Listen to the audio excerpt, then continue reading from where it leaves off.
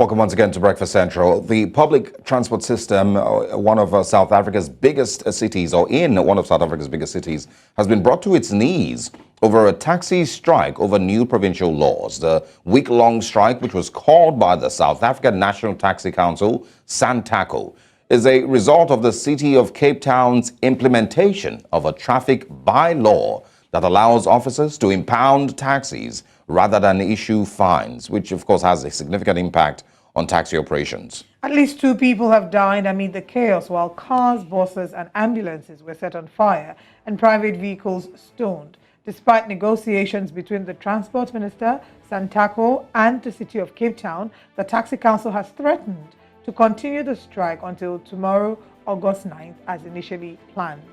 Meanwhile, the Department of Education in Western Cape has expressed concern over the impact of the strike, which has left nearly 300,000 learners without access to school. Now, joining us to discuss this further is independent analyst and commentator Khaya Sithole. Good morning, Mr. Sithole. Great to have you. Good morning, and good morning to the viewers. All right. Can you help confirm how often we have taxi strikes in South Africa? And then also what makes this particular strike such a big deal, and why is it different? So in South Africa, taxi strikes are actually quite frequent. The issues tend to usually be a matter of internal conflict between the taxi associations themselves. So of course, some of the routes are more lucrative than others, and it's always a question of who's got the right to operate on those particular routes. So there's always ways in which these conflicts are managed, in that obviously, if it turns out that there's a dispute about routes, we have associations, so the associations will then go and negotiate and then figure out a way in which to deal with that particular dispute. So the frequency is actually quite high, but usually they aren't violent in nature, in the sense that it is really a matter of the taxi owners and the taxi operators themselves getting to the negotiation table. What makes this one particularly different is that it is essentially the industry itself against the state. So what has happened here is that the City of Cape Town has said, look, we want to change some of the bylaws, or at least how we've been applying and implementing some of the bylaws. And the taxi industry feels that some of the rules, or at least the latitude that is now being given to traffic officers, for example, might be open to abuse and leaves them really at risk of actually getting their cars impounded for what they regard as arbitrary reasons. So that's really what they're trying to fight back against. You've mentioned that this is a fight or some sort of an issue between the state and the industry. Let's talk about the public opinion and how the violence that has occurred during this taxi strike has impacted the public opinion about it. Do the people of South Africa, do they think that that the industry has a valid reason to be able to go on this strike? What's public opinion they're saying? The first problem is that most people actually do not even know what the dispute is about, because clearly here it isn't a case of the City of Cape Town having gone to write its own new rules that are completely at odds with what everybody else is doing in the country. That isn't what the case is here. What the case is here is that within the rules, there's always been a spectrum of what you may refer to as offenses.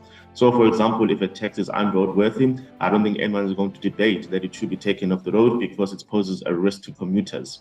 However, when it comes to issues like a taxi driver having forgotten his license at home, for example, usually that might attract a fine. But in this particular instance, what the view is that a taxi driver may have his entire taxi impounded on the basis that he forgot his driver's license at home. And the cost of actually getting this taxi to be released is quite draconian itself, particularly when you then look at the type of wages that taxi drivers tend to earn every single day. So if you look at what the nature of the offense would be, it would be you as a taxi driver forgot your license at home, the taxi has been impounded. You are unlikely to be able to go back to your boss and say, boss, I forgot my taxi at home, so my license at home, so can you please pay 2,500 Rand to release a taxi? It's just not conceivable that you'll be able to get your boss to do that. So it would mean that the drivers are the ones that are facing this particular squeeze.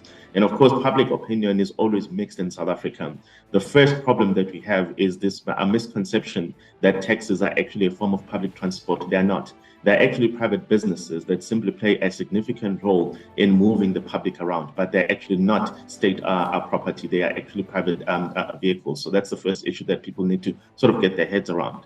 The secondary issue, of course, is that in South Africa, unfortunately, whenever we have strike actions have become accustomed to being infiltrated by criminal elements. So you will see, even when it was at university level during the Fees Must Fall crisis, you would know that type of students look very young, for example. But when you see some of the visuals about the people that are looting, you can clearly tell that these ones are unlikely to be students. So the infiltration has always been a problem, so we know that. But also, quite importantly, the taxi associations or the taxi industry in South Africa has unfortunately become quite accustomed, associated with acts of violence in the manner in which they conduct themselves. So in this particular instance, people are saying, well, actually, we do think that the industry is probably involved in some of the acts of violence that you've seen here. So you can see that some people are just simply not feeling any sense of empathy for the taxi industry, but it is quite a complicated mixture. Well, unfortunately, it has gotten, pretty violent. We've seen that, lives have been lost, and of course, vehicles were burnt yesterday. Do you think that maybe, there would be a rethink of these laws?